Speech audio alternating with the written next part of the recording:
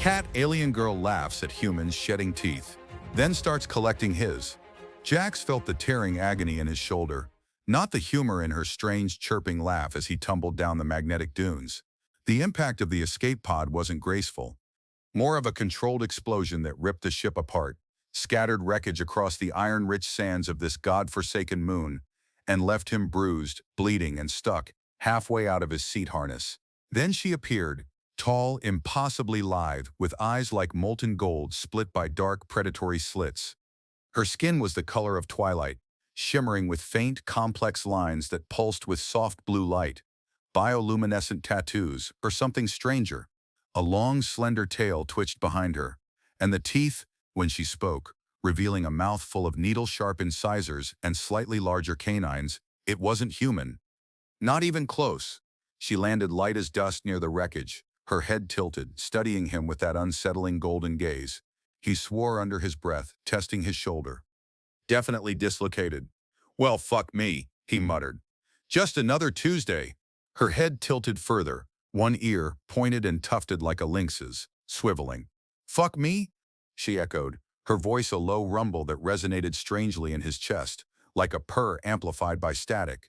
Is this an offering? A submission? She didn't sound suggestive. She sounded genuinely curious, like he'd just offered her a particularly interesting rock. He almost laughed, pain forgotten for a second. No, sweetheart, it's an expression of extreme displeasure and potential impending death. She crouched, running a clawed hand along the scarred metal of the pod. The blue lines on her skin brightened slightly. Extreme displeasure, potential death.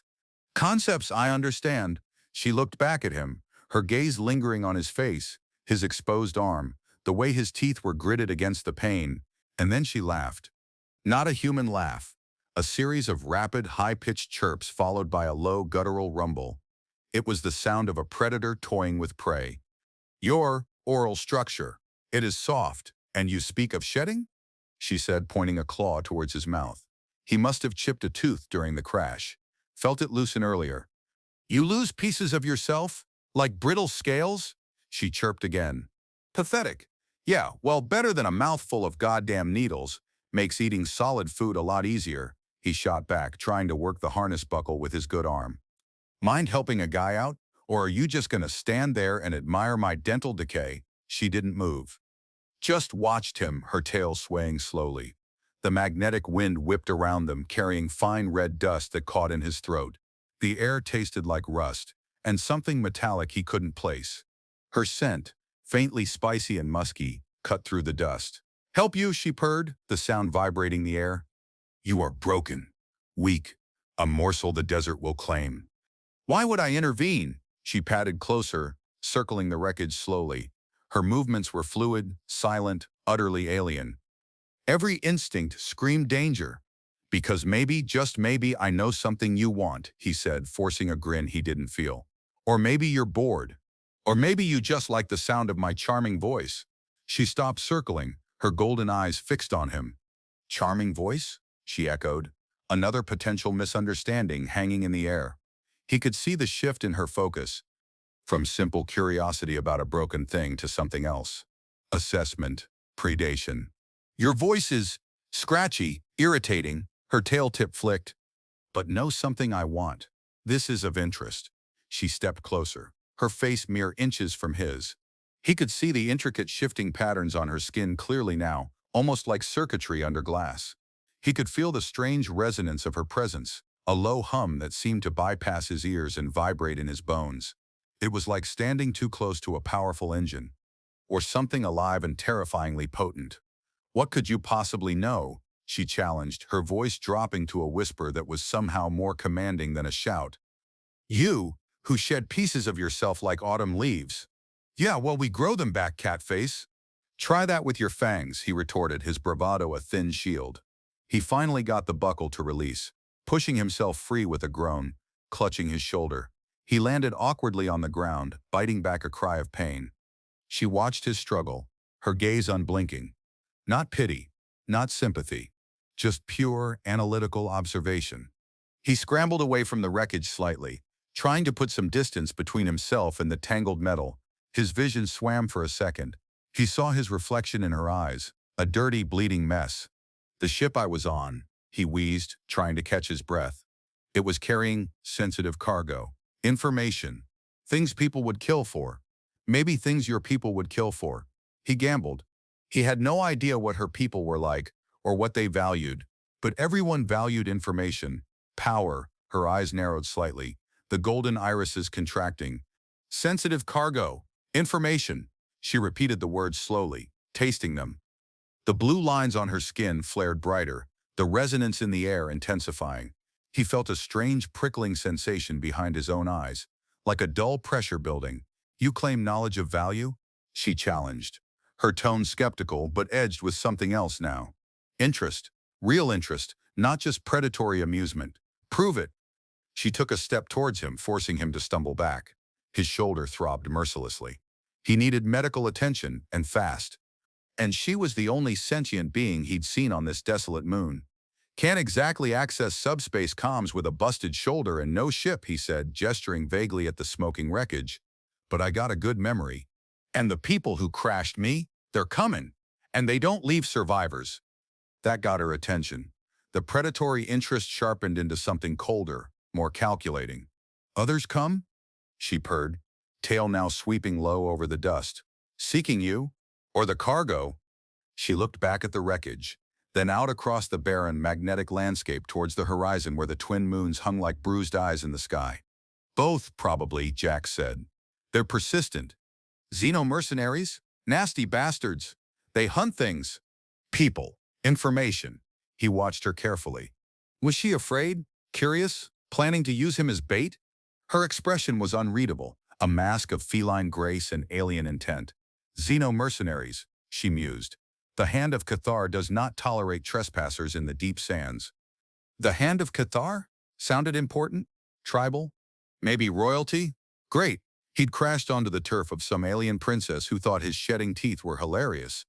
Right. The Hand. Look, princess, I don't know your rules, but those guys don't play by anyone's. They'll glass the whole sector if they think it'll flush me out, he said, pushing himself to his feet, wincing. So, unless you want your deep sands turned into slag, maybe we pool resources. You know the territory. I know what they're looking for and how they think. She let out another one of her strange chirps, but this time it sounded less like amusement and more like grudging acknowledgement. Her golden eyes scanned the horizon, then returned to him. The pressure behind his eyes intensified, becoming a sharp, focused probe, like a needle trying to pierce his skull. He gasped, stumbling back, clutching his head. What the hell was that? He choked out. She didn't answer directly. Her gaze seemed to soften slightly, losing some of its sharp focus. The blue lines on her skin flickered. A brief query, she stated, her voice lower now, to ascertain the truth of your claim. She paused. The patterns of your mind are chaotic, unfamiliar, but the fear of the mercenaries you describe, it is genuine. She sounded almost surprised. And the echoes of information you carry are potent, buried but potent. So she was telepathic or something similar. Another wonderful surprise. Yeah, well, glad I passed the alien polygraph test, he muttered, his head still pounding. Now about that pooling resources thing. She regarded him for a long moment. The magnetic wind swirled, lifting dust devils around her feet. He felt utterly exposed, vulnerable. She was the predator, he was the injured prey. But he had knowledge, and that seemed to be the only thing making him slightly less disposable in her eyes. She finally nodded, a slow, deliberate movement. Very well, shedding one, she said, using the bizarre nickname with perfect deadpan seriousness. You will accompany me. Your knowledge may prove useful against the trespassers. And should you attempt deceit or escape, the sands will not be quick to claim you. A chill ran down his spine that had nothing to do with the wind. He didn't doubt her promise for a second. Pleasure working with you too. He realized he didn't know her name. Jax, he supplied, holding out his good hand instinctively, then dropping it when he remembered she wasn't exactly human. They call me Jax. She watched his awkward gesture, her golden eyes lingering on his hand. Jax, she repeated, the name sounding foreign on her tongue. I am Cathar, of the Hand of Cathar. The resonant hum returned when she spoke her name, stronger this time. He felt a strange, almost physical pull towards her, like a magnet drawing iron filings. This was going to be a long, strange day, and his shoulder really hurt. Kerthar didn't offer him aid. She simply turned and began walking, a silent, fluid movement across the undulating dunes. He had no choice but to follow, hobbling behind her, his shoulder a firestorm of pain. The magnetic dust clung to everything. It coated his clothes, his skin, got into his mouth with every breath. Cathar seemed unaffected, her twilight skin shedding the fine particles, the blue lines on her body pulsing steadily, almost in time with the strange resonance he felt emanating from her. He noticed the way she moved, not just walking, but reading the terrain, the faint shifts in the magnetic field, the subtle signs of life or danger etched into the landscape. She was perfectly adapted to this brutal environment. He, on the other hand, felt like a fragile, misplaced piece of garbage. "So, Hand of Qatar," he began, trying to distract himself from the pain. "That a title or a name?" She didn't look back. "Both," she replied, her voice flat. "It is my lineage, my station, and my burden." "Burden?" Sounded intriguing. "Sounds heavy," he said. "Mine's usually just dodging bill collectors and annoyed space station security." She stopped abruptly, turning to face him. He almost ran into her. She was taller than he'd first thought, maybe 6 feet, all lean muscle and alien grace. Her golden eyes fixed on him, studying him again. "Bill collectors," she echoed, another phrase that seemed to baffle her. "They collect currency you cannot pay. Why not eliminate them?" He stared at her. Because that's generally frowned upon where I come from. Also jails, and sometimes their friends eliminate you back." She considered this. Ah, a cycle of weakness and retribution. Inefficient. She took a step closer. He felt the magnetic pull again, stronger now that they were close. It wasn't just a hum, it felt like his own internal compass was spinning wildly, trying to orient itself to her. "Where I come from, debts are paid with strength. With dominance." Her gaze dropped to his chest, then lower, lingering for a moment that felt far too long. He felt heat rise under his bruised skin. This was getting awkward, fast. "Right, dominance. Got it. Different cultures, different collection methods," he stammered. "Speaking of which, how far are we going? And where?" "To my clan's temporary hold," she said, turning back to her path. "It is several cycles of movement from here, through the heart of the magnetic wastes." "Great." A multi-day trek across an alien desert with a telepathic warrior princess who thought he was pathetic. Just his luck. Cycles of movement? That's like walking days, right? Not like orbit cycles? He needed clarity. His legs already ached from the crash and the first painful steps. "Days," she confirmed curtly. "For one adapted to the wastes." "For you," she trailed off, her tail giving a small, dismissive flick. "It will be slower," he gritted his teeth. "Charming. Don't worry about me, Your Highness. I'm tougher than I look. And I definitely don't shed my entire skeleton every few years." He couldn't resist the jab. She stopped again. This time, she turned her head slowly, golden eyes locking onto his. A low growl rumbled in her chest. It wasn't a chirp, it was a deep, dangerous sound. "Mock the natural cycles of my people again. Shedding one," she warned, her voice low and dangerous, "and I will make you wish you could shed your skin entirely just to escape the pain." The threat was clear and utterly serious. He believed her. He also noticed that the blue lines on her skin were pulsing rapidly now, a frantic, almost angry rhythm, and the resonance in the air felt sharper, like static electricity before a storm. He swallowed. All right, truce on the biological insults. Your species is peak evolutionary design. Mine's just trying its best." He held up his hands in mock surrender. She stared at him for another tense moment, the growl subsiding slowly. The resonance faded slightly, leaving only the underlying hum. "Your attempts at humor are baffling," she stated, finally turning back to walk, "and strangely persistent." "Yeah, well, if I didn't laugh, I'd probably cry. And crying in front of the lady with the killer claws seems like a bad move," he muttered under his breath. He noticed something glinting near his feet. He'd stumbled over it. It was one of his teeth, the one he'd chipped in the crash. It must have finally fallen out while he was talking. "Great." He stared at the small, pathetic object in the dust. Cathar stopped again.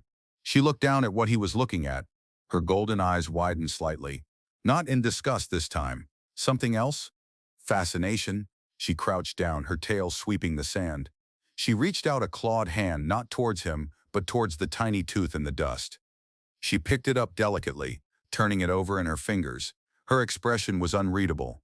The bioluminescent patterns on her skin pulsed slowly now, a deep contemplative rhythm. She held the tooth up, turning it this way and that, examining it. "It came loose," she murmured, almost to herself. "Just as you said." She looked from the tooth to him, then back to the tooth.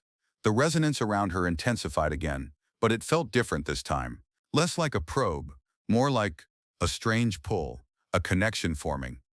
"This piece of you," she said, her voice low.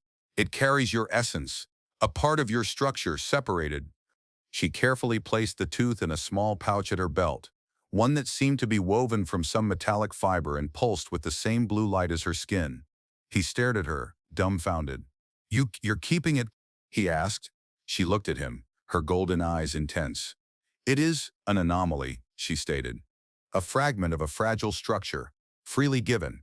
She straightened up, pocketing the pouch. "In my culture, we take proofs of dominance, of strength, of victory over rivals." She paused, her gaze sweeping over him again, lingering on his injured shoulder, his battered face. But a fragment shed freely, from a being so different. Her tail tip flicked. "It is curious." He didn't understand. At all. What did a shed tooth have to do with dominance or victory? Was this some weird alien fetish? Or a bizarre cultural ritual? He had a feeling this was one of those moments of profound sexual/cultural misunderstanding the universe seemed determined to throw at him. And judging by the strange intensity in her gaze, it was definitely leaning towards the sexual, in the most alien way possible. He just lost a tooth. She was acting like he'd handed her a piece of his soul. This was not going well. They traveled for what felt like an eternity. The magnetic wastes were a nightmare, jagged rock formations that messed with his internal compass, dust storms that whipped sand into his eyes, and the constant underlying hum of the magnetic field, which seemed to resonate with Kanthar's presence and amplified the strange pressure behind his eyes. Kanthar moved with tireless efficiency, her tail a subtle balance, her ears constantly swiveling, picking up sounds he couldn't hear. She led him through narrow canyons, over treacherous ridges, always seeming to know the best path. He followed, limping, his shoulders screaming, utterly reliant on her. The power dynamic was stark. She was the apex predator in her domain. He was the injured outsider, utterly at her mercy. Their dialogue was sparse during the trek, usually limited to his pained questions and her curt, sometimes baffling replies. He tried making conversation, cracking jokes, asking about her culture. She mostly ignored him or replied with statements that highlighted his perceived weakness or their fundamental differences. "Why do you waste energy expelling air in rhythmic bursts when not in distress?" she asked once, watching him panting after a steep climb. "It is inefficient. It's called breathing, sweetheart. Keeps the brain oxygenated." "Keeps you alive," he snapped back. "Try it sometime." She just stared at him. He also noticed the blue lines on her skin changing pattern and intensity at different points, particularly near certain rock formations or when the magnetic field intensified. He suspected it was more than just decoration. Maybe it helped her navigate or sense things he couldn't. And the resonance he felt from her was constant now, a low thrumming that seemed to settle deep in his bones. It wasn't painful, but it was unnerving, like being constantly aware of someone else's heartbeat inside your own chest. He wondered if she felt it too, if the query she mentioned had created some kind of link. On their second day of travel, huddled behind a magnetic rock formation during a minor dust storm, he tried again. "So that tooth thing," he ventured. "Why did you keep it? Is it some kind of trophy? Like, look, I found this pathetic human and his teeth fell out." She was curled up, tail wrapped around her legs, eyes half closed against the blowing sand. She opened them slowly, golden slits fixed on him. "A trophy implies victory over a worthy opponent," she stated, her voice low. "You were not a worthy opponent, you were wreckage." He flinched internally, but held his ground. "Then what was it?" She paused, considering. "A marker," she finally said. "A physical anchor to an unusual encounter. In my lineage, we collect significant fragments from powerful beings, from places of power.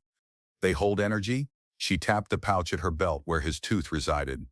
"This fragment, it resonates with your strangeness, with the echoes you carry." He still didn't get it. So my tooth is a powerful artifact because I'm weird and carrying data? She didn't answer directly. Instead, she shifted, uncurling slightly. The air felt charged. It is a piece of you, now linked to me. It holds a vibration I do not understand. But it is compelling. Her gaze lingered on his face.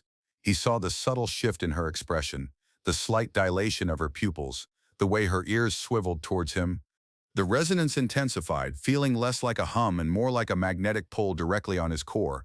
The air grew heavy with unspoken tension. The confined space behind the rock, the howling wind outside, the shared vulnerability, it was doing strange things to his perception. He felt her presence acutely, the heat radiating from her body, the scent of her musk, the low thrumming that seemed to vibrate through his own chest. His body reacted instinctively, a primal surge of awareness. His breath hitched. Compelling? He whispered, the word barely audible over the wind. She leaned closer, her golden eyes studying his face. His mouth? He felt his lips part slightly. Her gaze dropped to his teeth again, the one still firmly in his head. Yes, she purred, the sound deep in her throat. You are different. Your structure is fragile, yet you endure. You speak of shedding, of weakness, yet you carry strength I do not comprehend. She reached out a clawed hand, stopping just short of his face. He could feel the faint heat emanating from her fingertips. And this, she touched the skin near his jawline, tracing the bone underneath. Her touch was feather-light, yet sent a jolt through him. This framework, it holds potential. He held his breath, every nerve ending firing. His body was aching, exhausted, but something else was overriding the pain. Raw, animal attraction, sparked by danger and her strange, predatory intensity. This wasn't flirting as he knew it. It was something older, more fundamental. Assessment, claiming, potential for what, Cathar? He managed, his voice husky. Her eyes locked onto his, the golden light burning intensely. For resonance, she whispered, her voice a low rumble. For binding. The air crackled, the pressure behind his eyes peaked. Not painful this time, but like a door opening, revealing a vast, chaotic landscape of alien thought and emotion. Her thoughts, raw and overwhelming, flooded his mind for a split second. Curiosity, power, the strange, chaotic rhythm of his core. The desire to anchor it, to understand it, to claim it. He gasped, pulling back instinctively, breaking the connection. It was too much, too fast, too alien.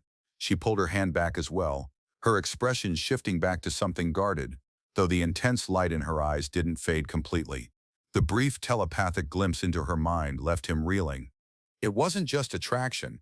It was something woven into the fabric of her being, her culture, resonance, binding, claiming. And it seemed his lost tooth, somehow, was the catalyst. It was bizarre, terrifying, and undeniably. He looked at her, this alien warrior princess who collected his shed dental fragments, and realized he was in deeper trouble than he'd initially thought. The Xeno mercenaries might kill him, but Kofar, she might absorb him, claim him piece by piece, until he was no longer Jax, just a resonant fragment bound to her will. And terrifyingly, a part of him found the idea compelling too. This forced proximity was quickly becoming something else entirely, something dangerous and intimate. The storm passed, leaving the air strangely still, and the dust settled in thick layers. Cathar stood up, shaking the dust from her limbs. We move, she stated. The moment of strange intimacy passed, at least on the surface. He pushed himself up, his body stiff and sore. The brief mental connection had left him feeling disoriented, his thoughts buzzing like trapped insects. He tried to focus on the immediate danger, the approaching mercenaries, but the image of Cathar holding his tooth, the glimpse into her alien mind, kept intruding. As they moved through the wastes, the landscape changed. The magnetic rocks became more frequent, forming intricate, towering structures that hummed with energy. Cathar explained in her clipped way that this was a sacred area for her clan, a place where the magnetic field was strongest, amplifying certain energies. Rituals were performed here, bonding rituals. He filed that away, feeling a knot form in his stomach. He was being led into a sacred alien space with an alien woman who had just shown him a terrifying glimpse of her desire to bind and claim him using a piece of his own body. They reached a network of natural caves carved into the base of a massive magnetic mesa as the twin moons began their ascent, painting the sky in hues of violet and deep red. This was her temporary hold. It wasn't much. Just a series of interconnected caverns, surprisingly warm and shielded from the magnetic fluctuations outside. Inside, the air was still, carrying the fainter scent of her musk, mixed with something else, something earthy and metallic. She led him into one of the larger chambers, which contained a simple sleeping mat and several pouches and tools. "We rest here," she said. "The trespassers will track your energy signature through the wastes. This place offers some concealment." Concealment and forced proximity. The chamber was small, intimately so, just large enough for the mat and enough space for them to sit or stand. He looked at the mat. One mat.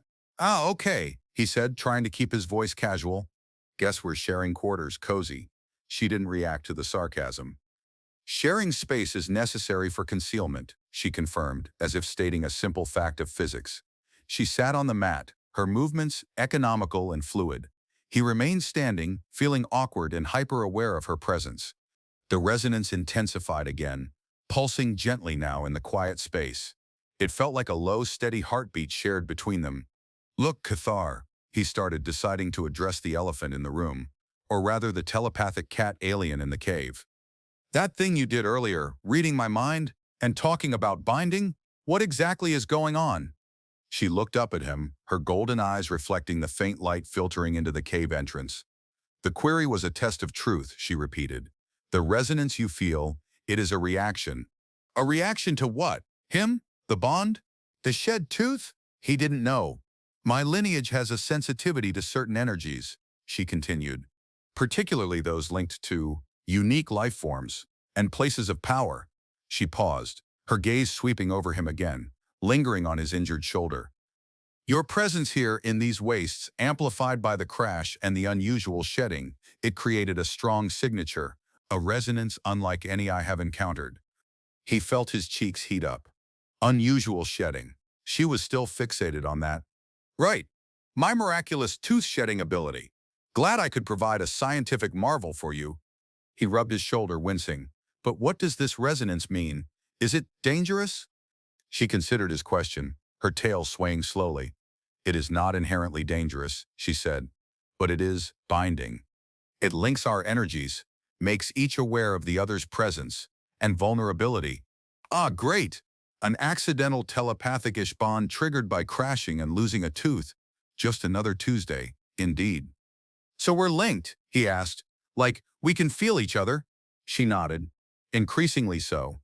Proximity strengthens the connection. Shared experience can deepen it." She watched him closely, her expression unreadable. "The shed fragment, it acts as an anchor point. It amplifies the resonance. So his tooth was like a voodoo doll, but for alien telepathic bonding. Fan-fucking-tastic." "Okay," he said slowly. "So we're linked. And we're trapped in a cave together while alien mercs hunt us. What's the plan, Cathar?" She tilted her head, her gaze unwavering. "The plan is to wait, to conserve energy, and for you to rest. Your injury requires it." She gestured to the mat. He hesitated. Lying down next to her, in that small space, felt loaded. The air was thick with the strange resonance, with the memory of her touch and the glimpse into her alien mind. Every instinct screamed caution, but his body was screaming exhaustion and pain. He needed to rest. He needed his shoulder to start healing. Reluctantly, he sank to the ground near the edge of the mat, not quite on it. She didn't push him, she simply watched him, her golden eyes reflecting a strange, unsettling light. "Your discomfort is palpable," she observed, her voice low. "Does the resonance disturb you?" It wasn't just the resonance, it was her. Everything about her, the way she looked at him, the way she moved, the way his body reacted to her despite his fear and pain. "Yeah, well, having another being's emotional frequency buzzing in your head isn't exactly relaxing," he admitted. "And neither is sharing a sleeping mat with a predatory alien who thinks my teeth are fascinating artifacts."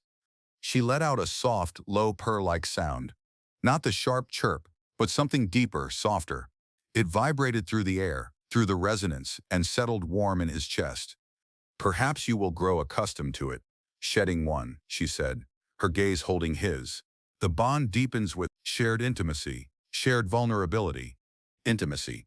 Vulnerability. In her culture, he suspected those words had very different meanings than in his. And he had a feeling he was about to find out exactly what they meant to Cathar of the Hand of Cathar. Sleep offered little escape.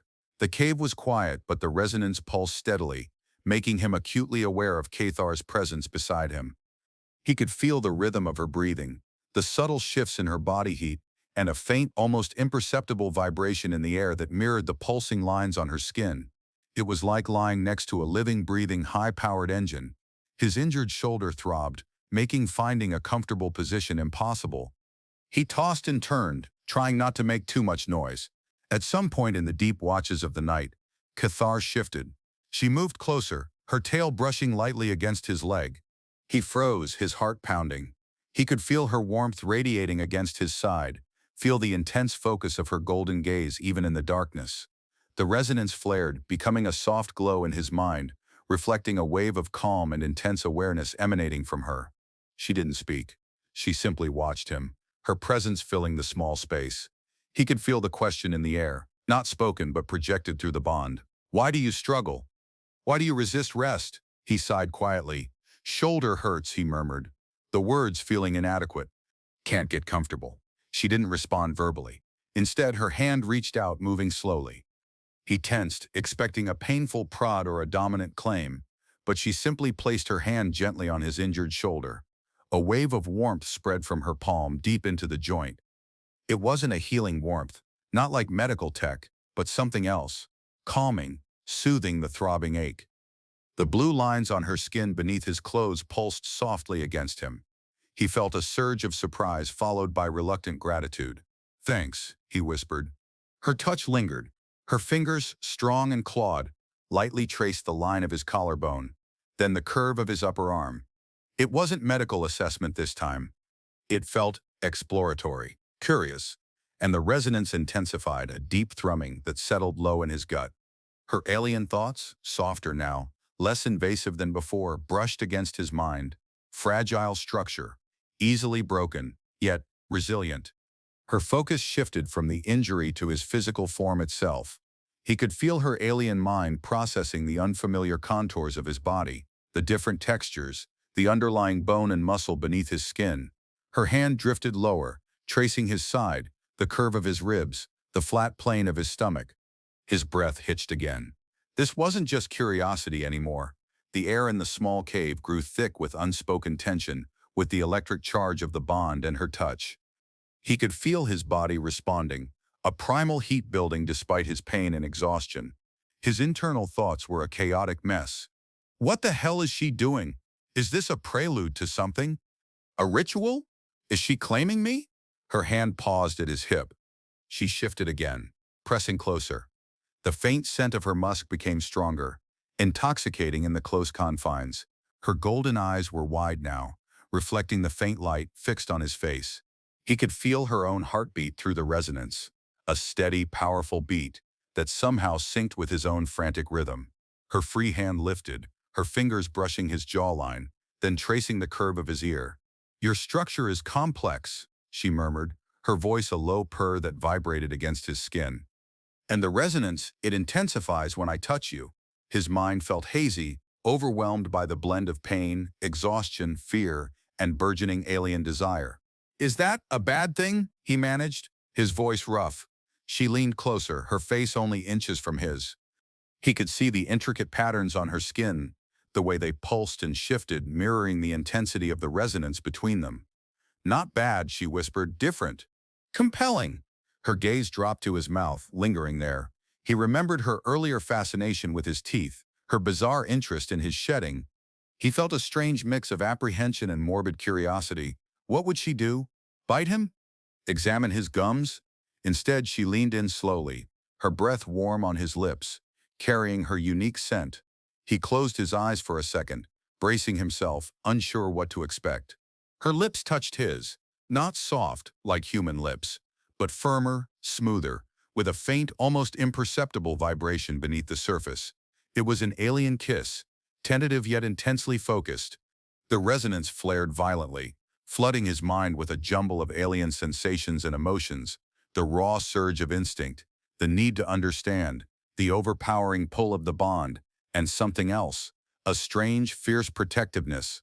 He kissed her back instinctively, a basic human reaction, tentative at first, then deepening as the strange energy between them grew. Her arm wrapped around his good side, pulling him closer against the hard, unfamiliar contours of her body. Her tail wrapped loosely around his leg, a strange, possessive anchor. The kiss deepened, becoming more demanding. Her tongue flicked out, surprisingly rough against his lips, then darted into his mouth, exploring with predatory curiosity. He gasped, opening for her, letting the strange electric current flow between them. The pain in his shoulder faded, forgotten in the overwhelming rush of sensation. This wasn't just a kiss, it was a merging of energies, a deepening of the bond, a collision of two utterly different beings in the dark, charged silence of an alien cave. And he knew, with a certainty that bypassed his rational mind, that there was no turning back. Whatever this was, it was claiming him, piece by piece, just like she'd claimed his tooth. The kiss escalated quickly, fueled by the charged atmosphere, the intensity of the bond, and the sheer desperate need born of danger and confinement. His human body, battered and weary, felt strangely alive under her exploring hands. Her touch was both delicate and strong, her clawed fingers tracing the lines of his body with a mixture of curiosity and growing hunger. She was studying him, learning him, through touch, through the strange pulsing resonance that flared hotter and hotter between them. He fumbled with the unfamiliar fastenings of her alien clothing, his hands shaking slightly. She helped him, her movements precise and economical. Her twilight skin glowed with an increasing intensity, the blue patterns shifting and swirling like liquid energy. As more of her body was revealed, he saw the full extent of her alien grace. The lean muscle, the elegant curve of her spine ending in her powerful tail, the unique structure of her hips and legs. She was beautiful in a way that defied human standards. A perfect predator sculpted by a different set of evolutionary rules. She guided his hands, showing him what she wanted, where she wanted to be touched. Her purr deepened, a low rumble of pleasure that vibrated through his chest, echoed by the pulsing resonance of the bond. He kissed her neck, tasting the faintly metallic tang of her skin, feeling the subtle vibration of humming throat nodes he hadn't noticed before. She arched into him, pressing her hips against his, a clear invitation. The air in the cave was thick with their combined scents, his human musk mixing with her spicier alien aroma. The resonance was a roaring tide in his mind now, drowning out everything else. He felt her emotions raw and unfiltered, intense focus, fierce desire, a strange sort of triumph, and the underlying hum of the bond tightening, strengthening with every touch. He felt his own body responding with a primal urgency he hadn't expected. He was human, she was alien, but in this moment, under the watchful eyes of alien moons, they were just two beings driven by instinct and a strange, accidental connection. She straddled him then, her golden eyes blazing in the dim light, utterly dominant. This was her territory, her initiative. He was the outsider, the shedding one, the one being claimed, and in that moment, he willingly surrendered. He wrapped his arms around her, pulling her down to him. The contact of their naked bodies was a shock. Her skin was cooler than his, smooth in some places, subtly textured in others, impossibly strong beneath his touch. She initiated the final act, guiding him, her body moving with a natural, predatory grace. The act itself was intense, primal, and utterly alien. There was no human preamble, no soft whispers, just the raw physical connection, the deep pounding rhythm of their bodies moving together, and the overwhelming flood of sensation and energy from the bond. With every thrust, the resonance flared, a blinding white light in his mind, mirroring the explosive pleasure building within him. He felt himself shattering, losing control, the fragile human structure dissolving into pure sensation. And then, at the peak of the climax, as he cried out her name, the resonance crested in a blinding surge of energy. He felt a sharp, searing pain in his side, just under his ribs. He gasped, arching against her. She had bitten him, not a deep, tearing bite, but a precise, ritualistic pierce of her fangs against his skin, right where the magnetic pull of the bond felt strongest. He felt a brief, sharp pain, then a warm trickle of blood, and through the bond a powerful, possessive thought flooded his mind, clear and undeniable. Mine. Claimed. Bonded. It wasn't just sex. It was a marking, a declaration. An irreversible act that resonated through the bond and branded him, body and soul, as hers. She pulsed against him one last time, her body vibrating with spent energy, her head thrown back, emitting a low, drawn-out cry that sounded like a blend of pleasure, triumph, and something else he couldn't identify. And then, slowly, the intense surge of the bond began to subside, leaving him breathless, aching, and irrevocably changed. He lay there, heart pounding, the bite wound stinging, staring up at the roof of the cave, utterly stunned by what had just happened. He had come here seeking refuge from mercenaries, and instead, he had been claimed by an alien warrior princess in a ritual of dominance and binding. His life just got a hell of a lot more complicated. Afterward, the silence in the cave was heavy, broken only by their ragged breathing and the faint, underlying pulse of the bond, now a steady, warm thrum between them. Cathar shifted off him, lying beside him on the mat. She didn't speak, didn't look at him directly at first. Her body was still glowing, the blue patterns on her skin slowly returning to a calmer, slower rhythm. He looked down at his side, at the small, precise bite mark just under his ribs. A thin line of dark blood trickled down his skin. It wasn't a wound meant to harm, but to mark. "What? What was that?" he finally managed, his voice hoarse. She turned her head, her golden eyes meeting his. They seemed different now, softer, less sharp, though still intensely focused. "A binding," she stated, her voice low. "A claiming." She reached out a hand and lightly touched the bite mark. He felt a strange tingle spread from the contact point. "The bond was nascent," she explained, her voice flat, factual. "Triggered by your presence, the magnetic energies, and the resonance of the shed fragment." She gestured vaguely towards the pouch at her belt. "The act, it completed the circuit, anchored the link. It is permanent." Permanent. The word hung in the air, heavy and absolute. He stared at her, trying to process it. Permanent. He was bonded, claimed by an alien he'd met less than 2 days ago because he crashed his ship and lost a goddamn tooth. It was insane. "Permanent?" he echoed, the sarcasm a weak defense against the tidal wave of shock. "You're telling me we're stuck together? Because you bit me?" She didn't react to the sarcasm. "We are linked," she confirmed. "Our energies are entwined. We will feel each other's presence, distress, perhaps even thought echoes, from a great distance." She paused, her gaze becoming introspective. "It is unexpected. Your energy signature is chaotic, powerful in its unpredictability." It resonated deeply with the core patterns of my lineage. His lineage. She'd mentioned it before. "The Hand of Cathar?" he asked. "What is that? And what does this binding mean for it? For you?" She looked away, towards the cave entrance. A flicker of something he couldn't quite decipher crossed her face. "Concern? Regret?" "My lineage is tied to this sacred moon," she said, her voice lower. "We are the guardians of its core energies, the keepers of the ancient rituals. The hand, it is a name of power, of responsibility." She looked back at him. "A binding, particularly one initiated in a place of power, is recognized. It is a union. It has implications." Implications. Right. He figured as much. An alien princess binding herself to a random human crash survivor probably wasn't standard procedure. "What kind of implications?" he asked, bracing himself. "Does your family send angry letters? Or do they send warriors with bigger claws?" A low rumble started in her chest. Not a purr this time, but something less easily defined. "My family is complex," she said, "and some within the hand value power and purity above all else. A binding with an outsider, particularly one of a fragile shedding species." She trailed off, leaving the implications hanging in the air. "Not good implications," he gathered. "So the guys hunting me, the mercenaries, and now your potentially annoyed family. We've really painted a target on our backs, haven't we?" he said, a grim humor in his voice. She didn't deny it. She just looked at the bite mark again.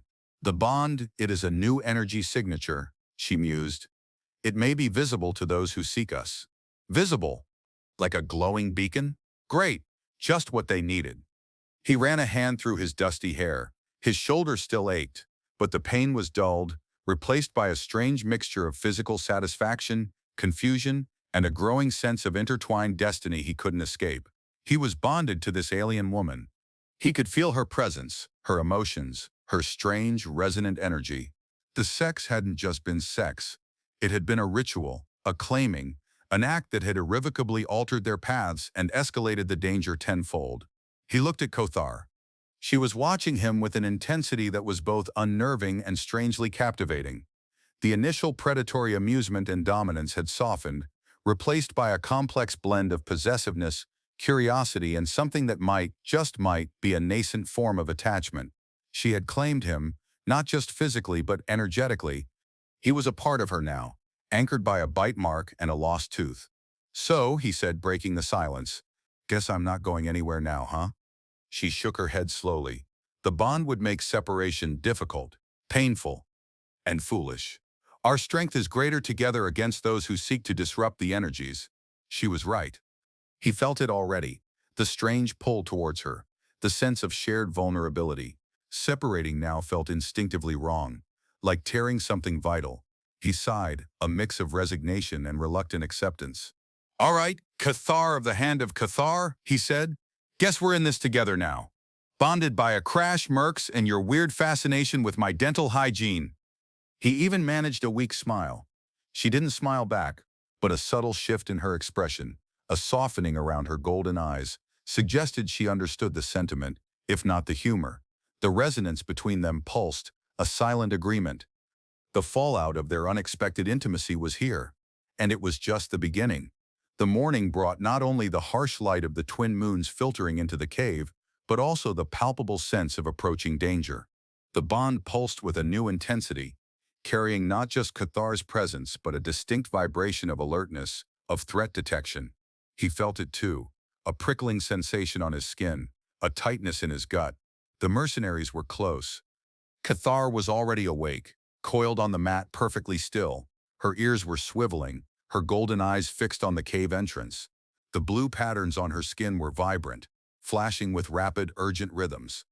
"They are here," she stated, her voice low and Kalnar, sharp, like a blade. His mind supplied the alien concept through the bond. He didn't need her to tell him.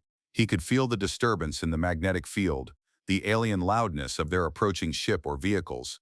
He pushed himself up, wincing at the protest from his shoulder, though it felt marginally better than yesterday. The bite mark on his side was still sensitive, a physical reminder of the previous night's events and the bond that now connected them. He looked at Cathar, seeing her not just as a strange alien woman anymore, but as the other half of this unexpected permanent bond. "How many?" he asked, keeping his voice low. "Can you tell?"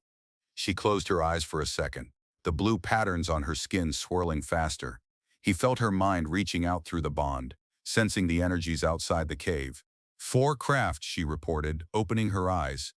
"Ground crawlers, heavy energy signatures, and they—" She looked at him, her gaze grim. "They sensed the bond." Shit, just as she predicted. The binding hadn't just changed their relationship, it had painted a target on their backs. "Okay, so they're tracking the bond signature," he said, thinking fast. "Can you mask it? Or, I don't know, make it look like it's somewhere else?" She shook her head. "The resonance is tied to our physical presence now, to the anchor point." She touched her own flank where a similar ritualistic bite mark was likely located, then his side. "We are the source." "All right, plan B," he said, adrenaline cutting through his exhaustion. "What's the plan now? We can't fight 4 heavy crawlers in a cave." She rose fluidly, moving towards the cave entrance, her tail twitching. "This cave network is deep," she said. "It has other exits. And it is a place of ancient power. The energies here can be manipulated." Manipulated? Sounded promising. "Like booby traps?" he asked hopefully. She gave him a look that was pure Cathar, a blend of impatience and alien amusement. "Like shaping the magnetic field, resonating with the stone, making the sand itself an adversary. Okay, less booby traps, more alien geomancy." He could work with that. "All right, show me," he said, pushing himself up fully. He needed to be ready.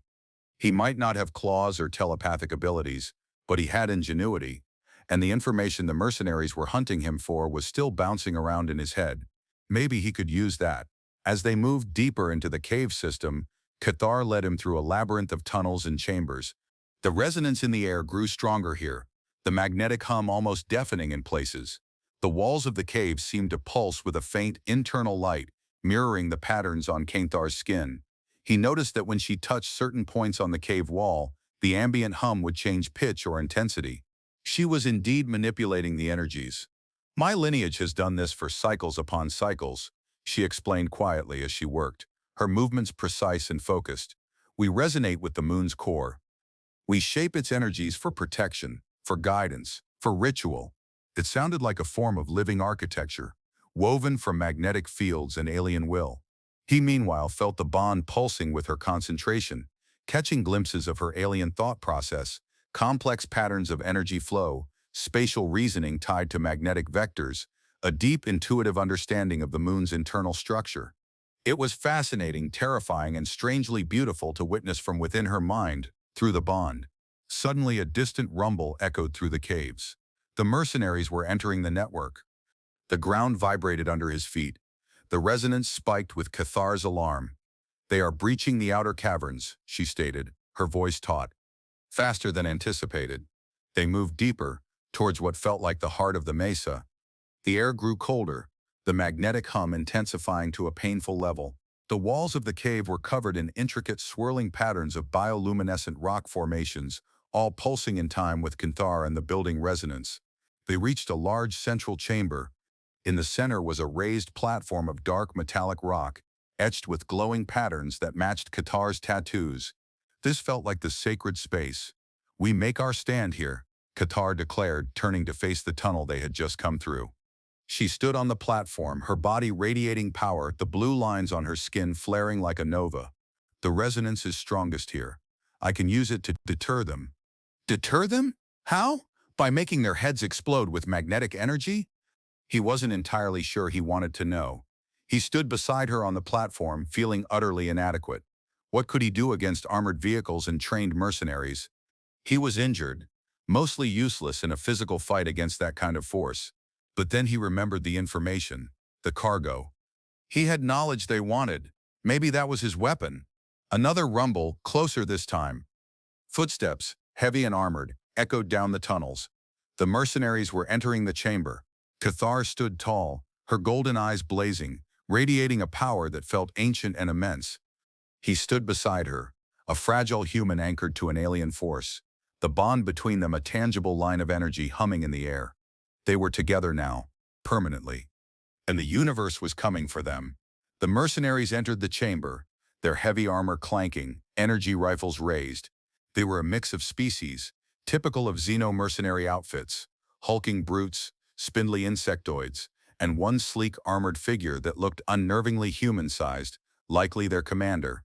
They stopped short when they saw Cathar, standing on the glowing platform like a defiant deity, and him, the human they were hunting, standing beside her, clearly marked, Cathar of the Hand.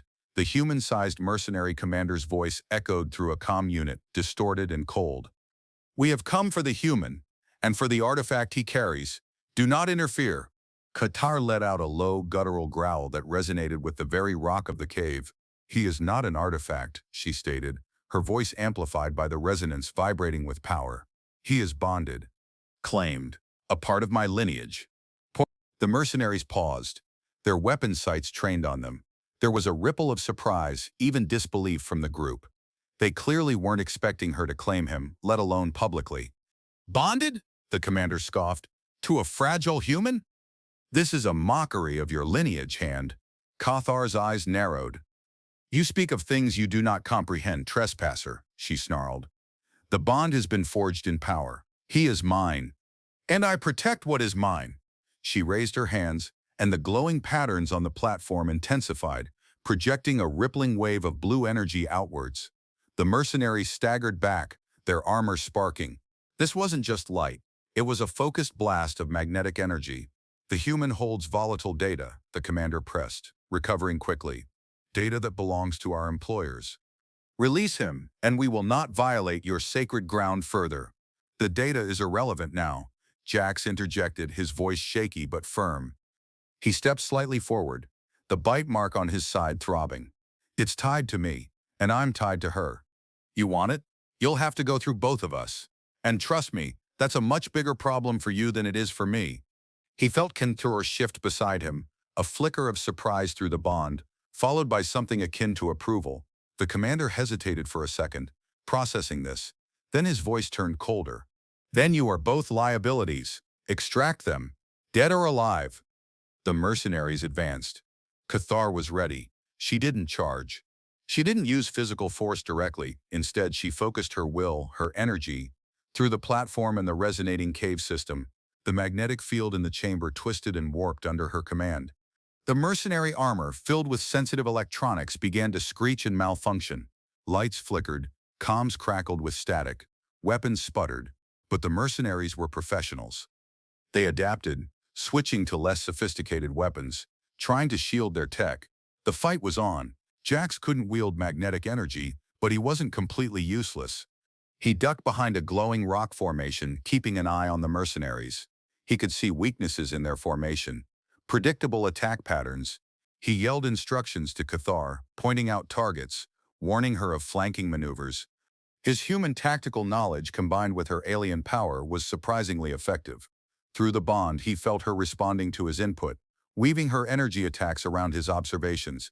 It was a strange, chaotic dance, his voice directing, her power striking. The resonance pulsed with their combined focus, their shared intent. This was the strange synergy of their bond, not just intimacy, but a fusion of their strengths in the face of overwhelming odds. They were fighting as one, claimed, and now defending that claim together. The cave walls vibrated with the conflict. Energy blasts struck the rock, sending up clouds of dust. The air was thick with the smell of ozone and stressed metal. Cathar was magnificent, a blur of glowing energy and lethal grace, using the very environment as a weapon. But the mercenaries were relentless. They pushed forward, trying to overwhelm her with sheer numbers and firepower. One of the larger brutes broke through her energy defense, lunging towards the platform. Jax didn't think. He just reacted. He scrambled out from behind the rock, grabbing a heavy metallic shard of debris from the crash and throwing it with all his might at the mercenary's exposed joint. It wasn't much, but it threw the brute off balance for a crucial second. That second was all Cathar needed. She unleashed a focused pulse of energy, hitting the mercenary directly. Its armor warped and buckled, and it collapsed with a crash. But the others were still coming. The commander in particular was adapting quickly, finding ways to mitigate the magnetic interference. He was closing in on the platform. Jax knew he had to do something more. He remembered the data. It wasn't just information, it was access codes, passkeys to systems these mercenaries likely valued. It was leverage. "Commander," he yelled, stepping fully onto the platform beside Cathar, the bite marks searing against his skin. "I know what you're really after. The system access codes, they're in my head, tied to my consciousness. You can't download them, you can't extract them without frying my brain.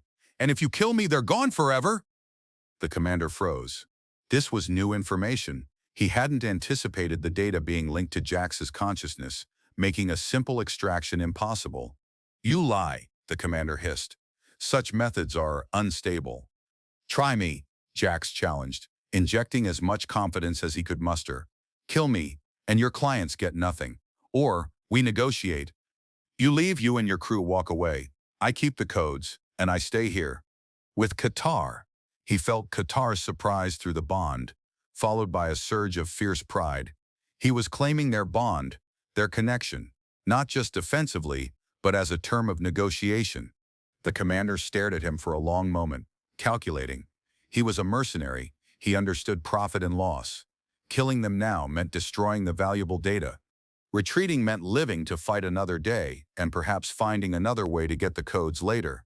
The risk of pushing forward, given Cathar's unexpected power over the environment and the potential destruction of the data, was too high. Finally, the commander lowered his weapon slightly. "Very well," he said, his voice grudging. "We will withdraw. But this is not over, human. The data is still desired, and your bond will not protect you forever." He turned and signaled his remaining mercenaries. They began to retreat, pulling back through the tunnels, their movements stiff and cautious under the lingering effects of Cathar's energy manipulation. Silence descended on the chamber, broken only by their heavy breathing and the fading sounds of the retreating mercenaries.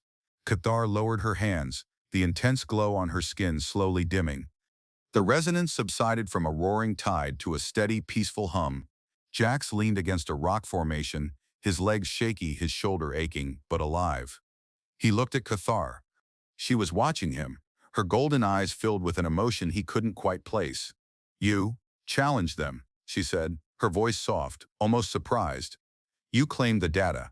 And us. He managed a weary smile. Yeah, well, when a beautiful, terrifying alien warrior princess bites you and says you're hers, you gotta own it, right? A low, soft purr rumbled in her chest. This time, it wasn't predatory. It was something else entirely. Contentment? Amusement? Perhaps, she murmured. She stepped towards him, reaching out. He didn't flinch this time. She touched the bite mark on his side, her fingers tracing the outline gently. The bond is strong, she said, her gaze holding his. Stronger than anticipated. He felt it too. The connection wasn't just physical or energetic. It was becoming emotional.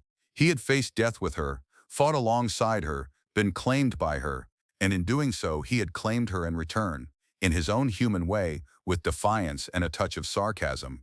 So, he said, looking around the glowing chamber. What now, Cathar of the Hand? The mercs are gone for now, but they'll be back. And you still have that complex family to deal with. She didn't answer immediately. She looked from him, to the glowing platform, to the entrance of the cave system.